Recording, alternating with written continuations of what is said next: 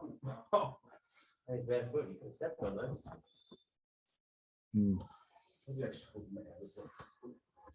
Maybe they left them on purpose. Who knows? Conspiracy Dodgy theory. tactics. Well, after what happened this week, you might We think start with that. the people here, then we continue with Zoom. Mario, obviously not the result that you wanted tonight. What did you make of the match here? Well, there were a couple of occasions where we're playing in their half, especially that first penalty. Then there's a kickoff and they score a try from it. So it's almost a 10-point differential. And then there's another one where we have a very good chance. I don't know if it's scoring, but we have territory, we're building pressure, and we lose the ball, and it's a 70-meter try. So I just think that the first couple of tries were pretty easy for them. They didn't have to work a lot for them. And then we started coming back, and at one point we're 17-8, and we missed, at that point, we missed 8 points with the kicking. So it's difficult when you're running after the score and, well, you're not scoring. So, yeah. So those first two issues, do you put those, or those first two tries, do you put those down to ill discipline on your end, or sort of poor handling of the ball? Or? Yeah, we will have to look at it closely, but there's one definitely is poor handling. Yeah. You seem to match the Wallabies tonight physically. They were very much, they knew it was going to be a physical contest out there. Do you think you executed the game plan effectively enough tonight, Julian or Mario? Or do you think you kind of strayed away from it at times when you got behind in the game? Yeah, as Mario said, I think that physically we were where we wanted to be.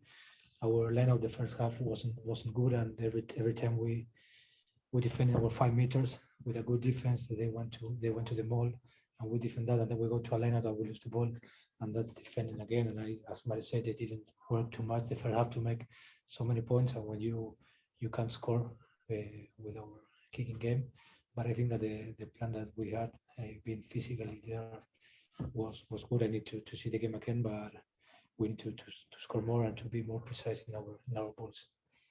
When you start to come back sort of at the back end of that first half and through the sort of early stages of the second half, could you feel the momentum swinging on the field? Yeah, I think that when you start going forward and you start scoring, the momentum is pretty easy to feel that you are there. Then I think we need to score more. And as I said, they didn't work too much to make those points in the first half.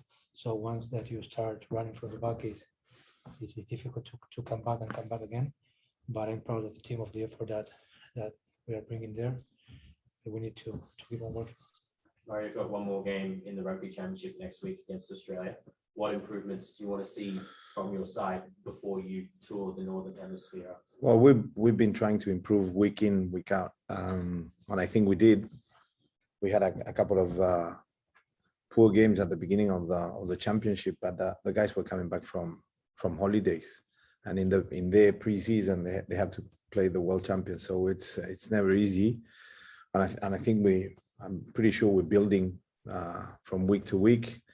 And one of the goals is to get better. And it's pretty easy to put the finger on what didn't work tonight. So we'll have a quiet beer tonight. There's one more week to go, and we're pretty excited to challenge the Wallabies again next week. I believe you only had a couple of days or something like that before you played South Africa the first time But just a week. Yeah, just a week. So with some of the younger guys that you've got coming through, like Santiago, what have you made his development as a fly half throughout the Rugby Championship, and is he showing promising signs moving forward as like your lock-in? Most definitely, and I think even from last week to this week, his kicking game, especially coming out of 50, was pretty good. He only missed once when he went for a 50-20 and he went straight into touch. But either that, I think he's a triple threat, which is pretty interesting.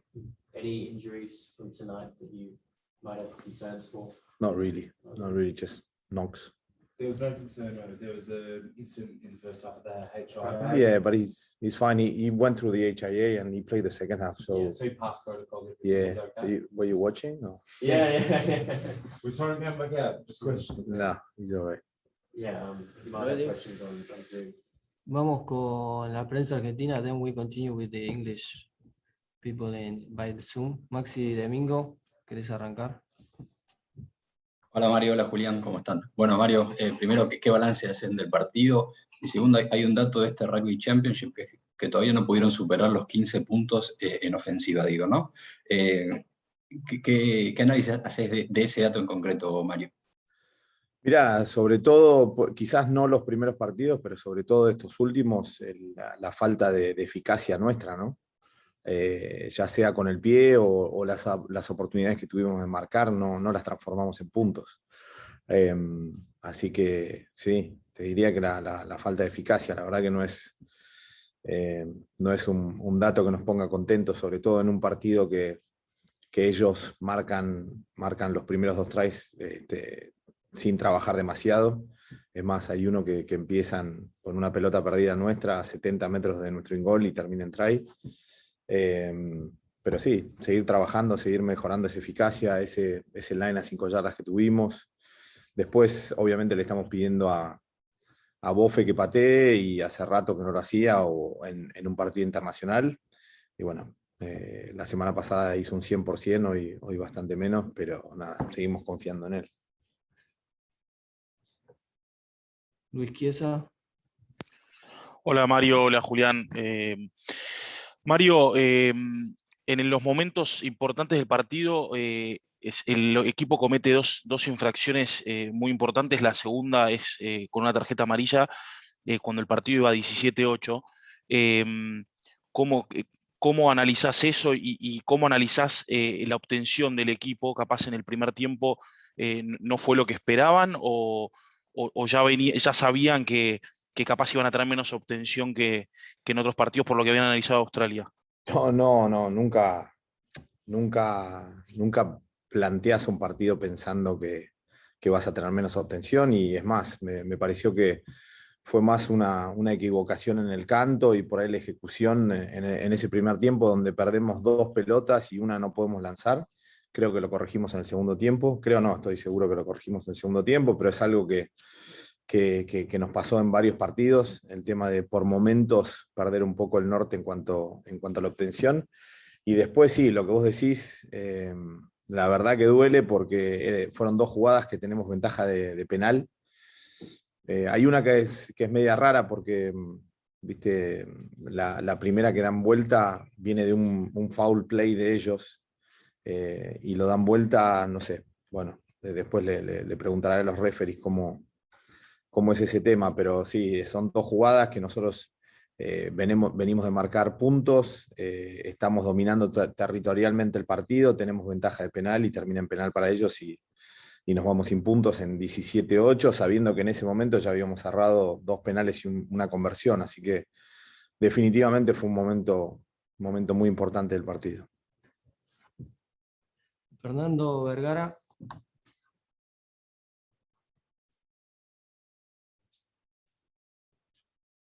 Emiliano Soria.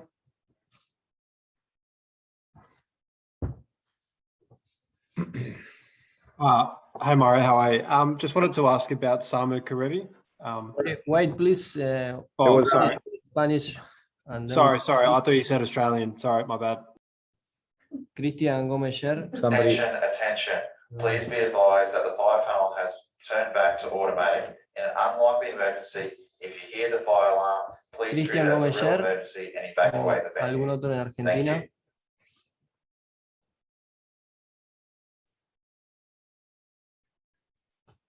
Okay, Tom, continue you. The last one. Sorry. Hi Mario, ¿Es la última? Mario, just wanted to ask about Samu Karevi. Obviously, you spoke about his influence and having to look out for him. Is he a different player to when you left the Wallabies in 2017 or even 2019 when you last played him? I think he's more mature. And maybe fitter. From what I remember. He was heavier at the time, but it's just a more mature player. And I think especially in that first half, we struggled a little bit with him. I thought in the second half, he wasn't that influential. Just one thing before we finished. I just want to make a point about what happened this week with the captain's photo. The boys and the staff, we felt really disrespected. Last week, it was supposed to happen last week. Didn't happen because one team pulled out once, the other team pulled out the other time. And then when it was our time we couldn't make it. We were told they weren't supposed to take the picture. And then there was the picture, the video, and then some. So we're not asking for much. Last year when South Africa pulled out, we came over here, went through strict lockdown. We were away from home 3 or 4 months. We're the only team that haven't played at home for more than 2 years. South Africa played at home. Obviously, you guys, you're always playing at home. New Zealand played at home, and we're always traveling, and we never complained. We feel sometimes that we getting treated with disrespect, and we just continue. We cop it in the chin. I don't know if it was Rugby Australia, Sansa, or whatever, but it's just disrespectful, and it hurts. It hurts a lot because we have families, we have kids we haven't seen for ages now, and in a couple of weeks' time we'll be out of our houses again, and the only thing we're asking is to get treated fairly and with respect. And obviously in this case it wasn't that way. It wasn't that way, and I don't think that it was too hard to move that and respect as a team, as a nation. I think that rugby has values. I'm sure of it, and they weren't respected here, and nobody seems to care because nobody picked it up. Nobody said anything. I don't see any Australian journalist or South African journalist or New Zealand journalist saying, why is Argentina not in the picture or not in the video? And we have to stay here and cop it in the chin, and it's just not on. It's just not on. Was there no communication? Yeah, and the communication was about it 100%. And the communication was they're not gonna take the picture. That was the communication. Was there no op in the opening weeks of the Rugby Championship? Exactly, and the other teams pulled out because we're too far. No, we're training. No, with this. No, with that. And we were all together. We spent 3 weeks in 1 hour radius to get to the picture. And all of a sudden, we're 1,400 kilometers away. We cannot get here. And you take the freaking picture. When was it first? When were you first notified of that? That they were going for the picture over here. Yeah. I don't know, when was it? The first time we got notified, like Monday or something. And then there was negotiations and stuff like that. Maybe before. Something's been lost in translation. Right. No, it's too easy. It's too easy.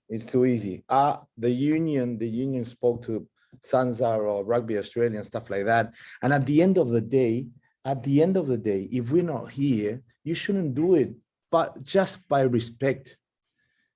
Even let's say there's a lack of lost in translation or whatever, you're making excuses, but let's say it's that way. You should respect. You should say we're not doing that. We're not doing that just by respect to the Argentinian guys that they've been away from home that long, not seeing their families and stuff like that. It's not. I don't think it's a lot to ask. Do you think it's a lot to ask? No, I don't. Great. We can talk I yeah. I'm happy that we agree. Where do you think these directions are coming from, Mario, in terms of the signaling? I don't know. But who cares? It's just we were disrespected. They made a video, everybody's joking and having a good time, and our captain is not there. How do you think we feel about that? And how would you feel about that? Equally If so. Australia was treated that way? Equally so. Exactly. And let's say again, it was lost in translation. You should have a little bit of common sense and say, guys, we have 4 teams over here. We cannot make a picture and a video with one captain missing, even if it's lost in translation. It's not an excuse, or it's not valid.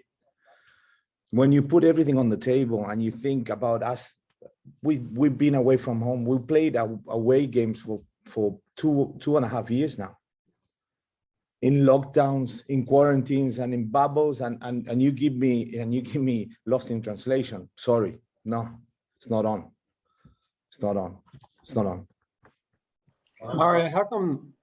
I was going to ask Mario, why wasn't the photo taken last week? You said a team couldn't be there. Was that? Apparently, 2 teams couldn't get there. To be clear, it was never scheduled for last week. Everyone knows that it was never scheduled for last week. Okay. It was never. Okay. Okay. ¿Quieres hacer un breve resumen a la prensa argentina de lo que ¿Lo entendieron o quieren que lo diga en castellano? No, lo entendimos. Si podés, Mario, hacer un breve resumen como para que quede también, sobre todo la última parte de la preocupación y la falta de respeto que sintieron como plantel.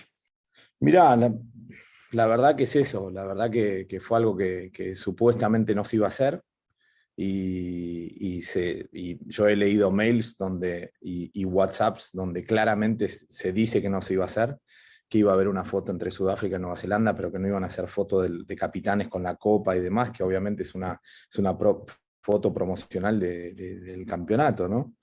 Y después, por alguna razón, se hizo el video y las fotos y falta un capitán. Así que la verdad que, y lo que decía recién, ¿viste? Somos el único equipo que hace 2 años y medio juega de visitante. Hasta Sudáfrica, que estaba peor de COVID que nosotros, jugó de local. Y nosotros no pudimos jugar nunca de local. Lo único que estamos pidiendo es que se nos respete como nación de rugby, que como equipo, ¿viste? Y me decían recién que, bueno, quizás en el medio se perdió en un problema idiomático. Me parece una excusa que no es válida, porque en realidad si hay 3 capitanes y falta uno, no lo haces. Sobre todo si vos dijiste que no lo ibas a hacer. Así que la verdad que más que enojados, estamos dolidos. Estamos muy dolidos, porque todos hacemos un esfuerzo muy grande por estar acá. Sobre todo los chicos y sobre todo los que son papás y tienen chicos chiquitos y no sé, tenemos jugadores que se perdieron los primeros pasos de su hijo y cosas por el estilo, y en cuarentena y en burbujas que obviamente se agiganta un poco todo, y sobre todo cuando hace más de 2 meses que estamos afuera de casa, ¿no? Así que nada, yo no creo que estemos pidiendo una locura, que se nos respete, que se respete el esfuerzo que hicimos el año pasado ya. Hubo un equipo que no vino el año pasado y nosotros vinimos y estuvimos 3 y hasta 4 meses afuera de casa para poder jugar. La verdad que a mí me genera un orgullo impresionante este equipo, cómo todas ese tipo de adversidades las transforma, no las transforma en excusas, las transforma en motivación para seguir adelante. Pero bueno, la verdad que nada, que lo único que pedimos es un poquito de respeto. Muchas gracias. Thank you, everybody. Thank you.